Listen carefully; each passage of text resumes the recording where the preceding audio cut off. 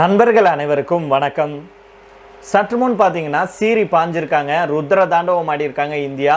யார் என்னன்னு பார்க்காமலே வெளுத்து வாங்கியிருக்காங்க. அது என்ன, எந்த விஷயத்தில் இந்தியா இப்படி கடுமையாக தாக்கி பேசியிருக்காங்க அப்படிங்கிற தகவலை நம்ம இந்த வீடியோவில் தெரிஞ்சுக்கலாம். அதை தொடர்ந்தே பார்த்தீங்கன்னா சீனாவை புரட்டி போட்ட வெள்ளம் அப்படியே தத்தளிச்சிருக்கு சீனா அப்படின்னே சொல்லலாம். சீனாவுடைய நிலைமை இப்போ எப்படி இருக்கு அப்படிங்கிறத நம்ம இந்த வீடியோவில் தெரிஞ்சுக்கலாம். அதை தொடர்ந்து கடைசியாக பார்த்தீங்க அப்படின்னா இத்தனை ஆண்டு காலமாக நம்முடைய பொருளை அபகரித்து வச்சிருந்த ஒரு நாட்டுக்கிட்ட இருந்து இப்போ அந்த நாடு நமக்கு கொடுக்குறேன் அப்படின்னு சொல்லி ஒப்புக்கொண்டிருக்காங்க. இது நம்முடைய பிரதமர் மோடி அவர்கள் அடித்த சிக்ஸர் அப்படின்னே சொல்லலாம். அது என்ன அப்படிங்கிறத நம்ம இந்த வீடியோவில் தெரிஞ்சுக்க போகிறோம். அதனால் ஸ்கிப் பண்ணாமல் கடைசி வரைக்கும் பாருங்கள். அதுக்கு முன்னாடி நம்முடைய சேனலை சப்ஸ்கிரைப் பண்ணலைன்னா மறக்காமல் சப்ஸ்கிரைப் பண்ணிக்கோங்க. புதுசாக நம்முடைய வீடியோ பார்த்துட்டு இருக்கீங்கனாலும் சப்ஸ்கிரைப் பண்ணிவிட்டு அந்த பெல் ஐக்கானை கிளிக் பண்ணிக்கோங்க.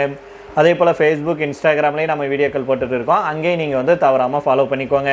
போர், பயங்கரவாதம், சித்திரவதை மற்றும் அரசியல் ஒடுக்குமுறைகளுக்கு ஒரு ஆயுதமாக பயன்படுத்தப்படும் போர்க்கால பாலியல் வன்முறைகளை இந்தியா வன்மையாக கண்டிச்சிருக்காங்க. இந்த மாதிரியான செயல்கள் ஒட்டுமொத்த சமூகத்தையே அடிமைப்படுத்தவும், எதிர்ப்பு குரல்களை ஒடுக்கவும், மக்களுக்கு பேரழிவை ஏற்படுத்தவும் பயன்படுத்தப்படுவதாக இந்தியா கடுமையாக தாக்கி பேசியிருக்காங்க. ஐநா பாதுகாப்பு கவுன்சிலில் நடைபெற்ற போர்க்கால பாலியல் வன்முறைகள் குறித்த விவாதத்தில் ஐநாவுக்கான இந்தியாவுடைய நிரந்தர தூதர் பர்வதேனி ஹரிஸ் அவர்கள் கலந்து கொண்டு பேசினார்.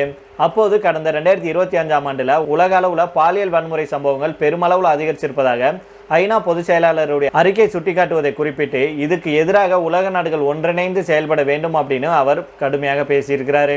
இது குறித்து நம்முடைய தூதர் ஹரிஸ் அவர்கள் என்ன சொல்றாருன்னா, இன்றைய விவாதம் உலக நாடுகள் அனைத்தும் ஒன்றிணைந்து ஆலோசிக்க வேண்டிய மிக முக்கியமான ஒன்றாகும். கடந்த 2025 பாலியல் வன்முறை சம்பவங்கள் எந்த அளவுக்கு கொடூரமாக அதிகரிச்சிருக்கு அப்படிங்கிறத ஐநா பொதுச் செயலாளரின் அறிக்கை ஆதாரங்களுடன் விளக்குது.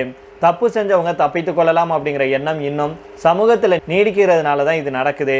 போர் மற்றும் பயங்கரவாத காலங்களில் பெண்களை ஒடுக்க பாலியல் வன்முறைகளை ஆயுதமாக பயன்படுத்துகிறாங்க. இது போன்ற கொடூரமான செயல்களை இந்தியா மிக வன்மையாக கண்டிக்குது அப்படின்னு அவர் சொல்லியிருக்கிறாரு. ஐநா அமைதிப்படையில் இந்தியாவுடைய பங்களிப்பு குறித்து பேசிய ஹரிஸ் அவர்கள் பெண் அமைதிப்படையினரின் வருகை இந்த வன்முறைகளை தடுப்பதில் பெரும் மாற்றத்தை ஏற்படுத்தியதாக சொல்லியிருக்கிறாரு. கடந்த 2007ஆம் ஆண்டு லைபீரியா நாட்டுக்கு இந்தியா அனுப்பிய உலகின் முதல் முழுக்க பெண்களை கொண்ட காவலர் படை அங்கு குற்றங்களை குறைக்கவும், பெண்களுக்கு எதிரான வன்முறைகளை தடுத்து பொதுமக்களிடையே நம்பிக்கையை விதைக்கவும் பெரும் உதவியாக இருந்தது அப்படின்னு அவர் பெருமிதத்துடன் சொல்லியிருக்கிறாரு. தொடர்ந்து பேசிய அவர் போர்க்கால பாலியல் வன்முறைகளை தடுக்க சிறப்பாக செயல்பட்ட இந்திய அமைதிப்படையை சேர்ந்த மேஜர் மொய்சின் யாசின் மற்றும் மேஜர் சோனியா தேவேந்திரா நவாஸ்கர் ஆகிய இருவருக்கு ஐநாவுடைய 2026ஆம் ஆண்டுக்கான சிறந்த இராணுவ பாலின ஆதரவாளர் விருது வழங்கப்பட இருப்பதாக மகிழ்ச்சியான செய்தியை பகிர்ந்து கொண்டிருக்கிறாரு. மேஜர் மொய்ஸ் யாசின் ஐநா அமைதிப்படையில் மக்கள் தங்களின் புகார்களை தைரியமாக தெரிவிப்பதற்கான ரகசிய மற்றும் எளிமையான வழிமுறைகளை உருவாக்கி இருக்கிறாரு. மேலும் 40க்கும் மேற்பட்ட ஆலோசனை கூட்டங்களை நடத்தி பாதுகாப்பு பணிகளை திட்டமிட்டாரு. அதே போல மேஜர் சோனியா அவர்கள் பாலியல் குற்றங்களை தடுப்பதற்கான உளவு மற்றும் திட்டமிடல் பணிகளில் சிறப்பாக செயல்பட்டு உள்ளூர் மக்களுடன் இணைந்து பாலின சமத்துவத்துக்கான விழிப்புணர்வை ஏற்படுத்தினார். இவர்களுடைய இந்த சாதனை குறித்து பேசிய தூதர் ஹரிஸ் அவர்கள் ஏற்கனவே 2019, 2024 மற்றும் 2025 ஆகிய ஆண்டுகளை தொடர்ந்து 2026லையும் இந்திய படை அதிகாரிகள் இந்த உயரிய விருதை பெற்று இந்தியாவுடைய பெருமையை தக்க வச்சிருக்காங்க அப்படின்னு கூறி தன்னுடைய உரையை நிறைவு செஞ்சிருக்கிறாரு. அந்த வகையில் தான் அவர் ஆணித்தரமாக பேசியிருக்கிறாரு. போரில் சித்திரவதையின் கொடூர ஆயுதம் தான் பாலியல் வன்முறைகள். இதை நாம் உடனடியாக கண்டிக்க வேண்டும் அப்படின்னு ஐநாவில் இருக்கும் உலக நாடுகளை கடுமையாக எச்சரிக்கை விடுத்திருக்காங்க இந்தியா. இனிமேலும் நாம் பொறுத்து கொள்ளக்கூடாது. அந்த தப்பை பண்ணுறவங்களுக்கு கடுமையான தண்டனை நாம் கொடுக்கணும். அந்த ஒரு இக்கட்டான சூழ்நிலையை பயன்படுத்தி பெண்களை அடிமைப்படுத்தி அவர்களை பாலியல் வன்கொடுமை செய்கிறதெல்லாம் கொடூரத்திலையும் கொடூரம். இது போன்ற சம்பவங்கள் இனிமேல் நடக்காமல் இருக்கணும்னா அந்தந்த நாடுகள் அதற்கான ஆக்ஷனை எடுக்க வேண்டும் அப்படின்னு கடுமையாக பேசியிருக்காங்க இந்தியா. இதை தொடர்ந்து அடுத்த செய்தியாக பார்த்தோம் அப்படின்னா தென்சீனாவுடைய குவாங்சி பகுதியில் கடந்த சில நாட்களாக தொடர் கனமழை பெஞ்சிட்டு வருது. குறிப்பாக ஒரு சில பகுதிகளில் பார்த்தீங்கன்னா 90 சென்டிமீட்டருக்கு மேல் அதிக கனமழை பெஞ்சிருக்கு. இதனால் நானிங் நகரில் இருக்கும் அணை நிரம்பினது மட்டும் இல்லாமல் திடீரென உடைந்து ஊருக்குள்ளே வெள்ளம் புகுந்திருக்கு. ஒரு அணை உடைந்த சம்பவத்தில் மட்டும் அதிகபட்சமாக 26 பேர் உயிரிழந்திருப்பதாக அந்த நகருடைய துணை மேயர் தெரிவிச்சிருக்கிறாரு. பிற வெள்ள பாதிப்புகளையும் உயிரிழப்பு பதிவாகியிருக்கு. மழை வெள்ள பாதிப்புகள்லேருந்து மொத்தம் 39 பேர் உயிரிழந்திருப்பதாக அதிகாரிகள் தெரிவிச்சிருக்காங்க. வெள்ளத்தில் சிக்கிய மக்களை மீட்கும் பணியில் ட்ரோன்கள் மற்றும் ஆயிரக்கணக்கான படகுகளுடன் 8000 மீட்பு குழுவினர் ஈடுபடுத்தப்பட்டிருக்காங்க. சுமார் 1,30,000 பேர் பாதுகாப்பான இடங்களுக்கு அப்புறப்படுத்தப்பட்டிருக்காங்க. தொடர்ந்து மீட்பு பணிகள் நடைபெற்று வரும் நிலையில் மீண்டும் அதிக கனமழைக்கான எச்சரிக்கை வானிலை ஆய்வு மையம் விடுத்திருக்காங்க.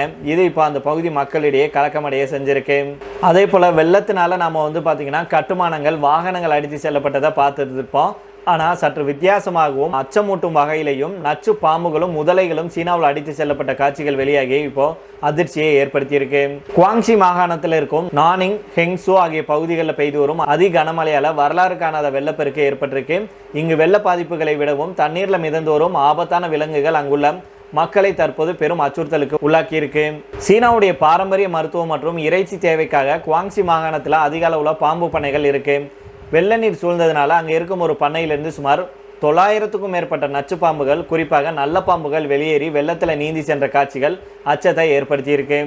மற்றொரு பக்கம் நானிங் பகுதியில் முதலை வளர்ப்பு பண்ணையும் வெள்ளத்தில் அடித்து செல்லப்பட்டிருக்கு. பண்ணையில் இருந்த முதலைகள் அனைத்தும் தப்பித்து வெள்ளம் சூழ்ந்த தெருக்கள்லையும் ஆறுகள்லையும் சுதந்திரமாக உலாவர தொடங்கியிருக்கு அப்படிங்கிற அதிர்ச்சி தகவல் வெளியாயிருக்கு. இந்த நிலையில தான் 8000க்கும் மேற்பட்ட மீட்பு படையினரும் 5700க்கும் மேற்பட்ட படகுகளும் களமிறக்கப்பட்டு மக்களை மீட்கும் பணிகளையும் தப்பியோடி ஆபத்தான விலங்குகளை பிடிக்கும் பணிகளையும் ஈடுபட்டு வர்றாங்க. இதைத் தொடர்ந்து அடுத்த செய்தியாக பார்த்தோம் அப்படின்னா, பிரதமர் நரேந்திர மோடி அவர்கள் ஆஸ்திரேலியா சென்றிருக்காங்க. அங்கே இந்தியா ஆஸ்திரேலியா இடையே நடக்கும் வருடாந்திர உச்சி மாநாட்டில் பங்கேற்றிருக்காங்க. இந்த நிலையில தான் ஆஸ்திரேலியா அபகரித்து வைத்துள்ள தமிழகத்தை சேர்ந்த பழங்கால பொக்கிஷங்களான நந்தி, பத்திரகாளி மற்றும் ஆறுமுகம் கொண்ட முருகன் சிலையை ஒப்படைக்க ஒப்புக்கொண்டிருக்காங்க ஆஸ்திரேலியா. பிரதமர் நரேந்திர மோடி அவர்கள் அடிக்கடி வெளிநாடுகளுக்கு பயணம் மேற்கொண்டுட்டு வராரு. அந்த வகையில தான் தற்போது பிரதமர் மோடி அவர்கள் ஆஸ்திரேலியாவில் இருக்காங்க. இந்தியாவுக்கும் ஆஸ்திரேலியாவுக்கும் இடையே நல்ல உறவு இருக்கு. யுக்தி சார்ந்த நடவடிக்கையில 2 நாடுகளும் சேர்ந்து செயல்பட்டு வர்றாங்க. இந்த நிலையில தான் இந்தியா ஆஸ்திரேலியாவுக்கு இடையிலான யுக்தி சார் நடவடிக்கையின் ஒரு பகுதியாக 3வது வருடாந்திர உச்சி மாநாடு ஆஸ்திரேலியாவில் நடந்துட்டு வருது. இந்த மாநாட்டுக்கு ஆஸ்திரேலியாவுடைய பிரதமர் அந்தோனி அல்பனீஸ் தலைமை வகிக்கிறாரு. இதுல தான் பிரதமர் மோடி அவர்கள் பங்கேற்கிறாரு. ஆஸ்திரேலியா சென்றிருக்கும் பிரதமர் மோடிக்கு உற்சாக வரவேற்பு அளிக்கப்பட்டது. அதுக்கப்புறம் பிரதமர் மோடி அவர்கள் ஆஸ்திரேலியாவுடைய பிரதமர் அந்தோனி அல்பனீஸ் ஆகியோர் 1-to-1 ஆலோசனையை மேற்கொண்டாங்க. அப்புறம் தூதுக்குழு அளவிலான பேச்சுவார்த்தைகளும் நடைபெற்றது. 2 நாடுகளுக்கு இடையிலான வர்த்தகம், முதலீடு, பாதுகாப்புத்துறை, கனிமங்கள், இன்டர்நெட், தொழில்நுட்பம், விண்வெளி, சிவில், அணுசக்தி, எரிசக்தி உள்பட பல்வேறு விவகாரங்களையும் இன்னும் உறவை மேம்படுத்துவது பற்றி விவாதிச்சிருக்காங்க. இந்த சமயத்துல தான் தமிழகத்தை சேர்ந்த பாரம்பரிய கலாச்சார சின்னங்கள் மற்றும் கலைப்பொருட்களை இந்தியாவிடம் ஒப்படைக்க ஆஸ்திரேலியா முன்வந்திருக்கு. அதன்படி ஆஸ்திரேலியாவிடம் இருக்கும் தமிழ்நாட்டுடைய நந்திக்கல் சிற்பம், பத்திரகாளியுடைய உருவம் பொறித்த உலோகத்தாலான திரிசூலம் மற்றும் 6 முகங்களை கொண்ட முருகன், கார்த்திகேயா அப்படின்னு சொல்லுவாங்க, இந்த கல் சிலை உள்ளிட்டவற்றை இந்தியா கொண்டுட்டு வர்றதுக்கு ஆஸ்திரேலியா ஒப்புக்கொண்டிருக்கு. மேலும் மெல்போர்ன் கிரிக்கெட் மைதானத்தில் இருந்த இளம் கிரிக்கெட் வீரர்களுடன் பிரதமர் மோடி அவர்கள் கலந்துரையாடினாங்க. தொடர்ந்து அவர்களின் சீருடையில் கையொப்பமிட்டாரு. மேலும் ஆஸ்திரேலியாவுடைய சர்வதேச சின்னமான ரூபி தி ரூ அப்படிங்கிற கங்காரு பொம்மையுடன் 2 பிரதமர்களும் கலகலப்பாக உரையாடினாங்க. இதைத் தொடர்ந்து பேசிய அவர் 2030 காமன்வெல்த் போட்டிகளை நடத்த இந்தியா தயாராக இருக்கு. தொடர்ந்து 2036 இந்தியாவில் ஒலிம்பிக் போட்டிகளை நடத்துவதற்கும் நாங்கள் முயற்சிகளை மேற்கொண்டுட்டு வர்றோம். 2032 இந்தியா பிரிஸ்பேன் ஒலிம்பிக் போட்டிகளை நடத்தும். உலகத்தரம் வாய்ந்த இந்த நிகழ்வுகளை நடத்துவதற்காக பெரிய அளவு விளையாட்டு உள்கட்டமைப்புகள் இந்தியாவில் மேம்படுத்தப்பட்டு வருது அப்படின்னு சொல்லியிருக்காங்க. அதே போல பிரதமர் மோடி அவர்கள் ஆஸ்திரேலியாவுடைய புகழ்பெற்ற T20 தொடரான பிக் பாஸ் லீக் போட்டிகள் சென்னையில் நடைபெறும் அப்படின்னு அறிவிச்சாங்க. இதனையடுத்து 2036 ஒலிம்பிக் போட்டிகளை நடத்த இந்தியாவுக்கு ஆஸ்திரேலியா முழு ஒத்துழைப்பு அளிக்கும் அப்படின்னும் ஆண்டனி அல்பனீஸ் அவர்கள் சொன்னார். மேலும் நம்முடைய பிரதமர் மோடி அவர்கள் மெல்போர்ன் நகருடைய மார்வல் ஸ்டேடியத்தில் திரண்டிருந்த ஆயிரக்கணக்கான இந்தியர்கள் மத்தியில் பிரதமர் மோடி அவர்கள் பேசியிருக்காங்க. அப்போ என்ன சொன்னார்னா, பயங்கரவாதிகள் மீது இந்தியா நடத்திய துல்லிய தாக்குதல்கள் சர்வதேச அளவில் எதிரொலித்தது. பயங்கரவாத முகாம்கள் மீதான ஆபரேஷன் சிந்தூர் தாக்குதல் மூலம் இந்தியாவுடைய பாதுகாப்பு திறன் மற்றும் பயங்கரவாதத்துக்கு எதிரான 0 சகிப்புத்தன்மை கொள்கை உலகுக்கு நிரூபிக்கப்பட்டது. கடந்த 12 ஆண்டுகளில் மேக் இன் இந்தியா திட்டம் உலகளாவிய பிராண்டாக மாறியிருக்கு. சர்வதேச சந்தையில் இந்திய தயாரிப்புகள் பெருமளவில் வளர்ச்சி அடைஞ்சிருக்கு.